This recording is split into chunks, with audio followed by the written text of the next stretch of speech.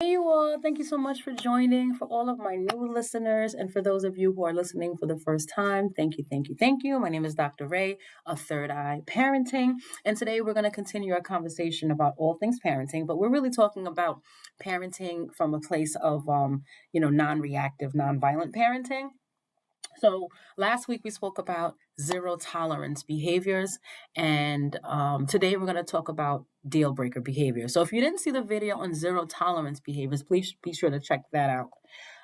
So today we're talking about deal breaker behaviors. What are deal breaker behaviors? Well, deal breaker behaviors are situations and actions that our children take that can take us as parents from 0 to 10 very quickly, right? Why? Why does that happen? Because the behavior that happened has stirred up an emotional and sensitive part of ourselves, right? And why is that? Well, something that the child has done has brought out of us something that we are maybe unwilling to address, or maybe we feel we don't have the tools or the resources to address it, or maybe it's just too painful and we don't feel like addressing it. So we tuck it away somewhere and we don't deal with it. And, this happens, right? Sometimes we're just not ready to deal with things.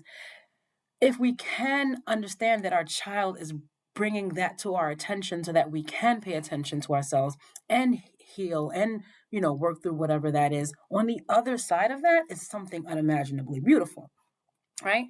So when our child engages in these deal breaker behaviors, it oftentimes leads to unhelpful unhelpful parenting tactics that are not helpful, meaning it doesn't do anything really for the child's benefit or for your benefit. So there's two things that we should be doing when deal breaker behaviors happen. One, we should be having some mindfulness where we're aware of what it is bringing in out of us. And two, it should help us be able to parent our child in a way that aligns with our values and that aligns with our mission as parents, right? Our own personal mission. And so when we are in a situation with a child who has a deal breaker behavior, we have to ask ourselves, are we reacting to our own triggers? And the child is simply kind of like in the crossfires of our own emotional war? You have to really be honest and pay attention to what's happening. Now, listen, I know these things are not easy to confront about ourselves. Like I know, like it's not easy. And I also know that we love our children and we want to do, and we would do anything for them, right? I'm here to say from the depths of myself, I'm here to say that the best thing that we can do for our children is heal. That is the best thing we can do for our children is heal ourselves. And who best to show parts of ourselves that needs healing than our little mini gods and mini goddesses that's running around the house? They bring it out of us, right? And so this is what we can do. We can really use these deal breaker behaviors to help not only help us heal, but also to parent. So we're going to come from a stance of awareness, understanding, looking at the big picture, not just reacting because we were triggered. We're going to also pay attention to this trigger and we're going to work through that.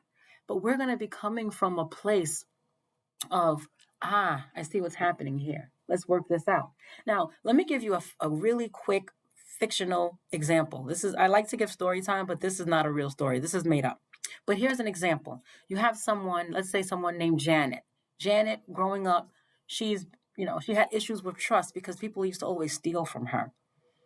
Her mama, her cousin, everybody them, they even stole her cookies, they even stole her money, right? They even stole her stuff. And as she got older, she had other scenarios where her friends would steal from her. So now she had a big issue with trust. So now what happens is Janet now has her own child. Her child's name is Suzanne, right? And Suzanne, at 4 years old, starts to go into Janet's purse and take Janet's bubble gum. She takes Janet's lipstick. She's stealing from Janet. Janet flips out and she starts to really physically, violently discipline, quote unquote discipline, because we know discipline has nothing to do with physical punishment. But she starts to, I'll use the right terms. She physically uses punishment on her child, physical punishment. And it's coming from a place of, I'm not raising a thief. You better not ever, I never see you go into my purse again. And I won't take it anymore from you. And this and she's pop, pop, pop, pop, pop, pops, right? She's getting spanked or whooped or whatever word we want to use. Now, chances are Suzanne is not going to steal from mom's purse again if she's not going to get caught. And it depends on the personality, right? If you haven't disciplined, meaning you haven't taught, then it's going to happen again. It may not happen in your purse, but it's going to happen in somebody's purse because you didn't really teach. So if we're teaching now about trust, we want to teach now about trust. Like this is really the issue, right? This is the parenting aspect. We want to teach little Suzanne, our little mini goddess, that trust is important. We need to have, in order for me to trust you, I have to know that I can leave things around you and you're not going to take it. Trust is the bigger picture.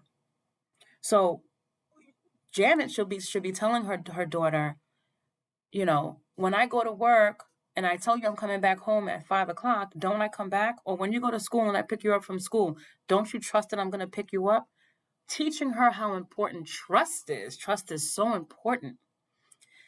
We're going to understand the bigger picture and we're going to teach that. That doesn't mean that there's, you don't, you can give some punishment tactics if you find that the verbal instruction wasn't suitable, but at least you can start there. And that is the part of it that's the most important. Giving little Suzanne the bigger picture about trust. And this is a repeated conversation, right? This is something that you're not going to just pick up in one day. It's going to be repeated conversation and repeated demonstration. So Janet better be picking her up on time. When she says she's going to do something with little Suzanne, she should do it because she's teaching her these values by modeling and by living them. So I can't even imagine disciplining or going to Suzanne with physical punishment, saying you better trust, you better learn to trust. And if I hear that you didn't trust me, and if I hear that you're not, learning how to keep your word, and if I hear that doesn't even sound right. You better value trust. You better value the trust that I'm teaching you. That doesn't sound right. Because now you're coming from a place of more clarity. You understand the bigger picture.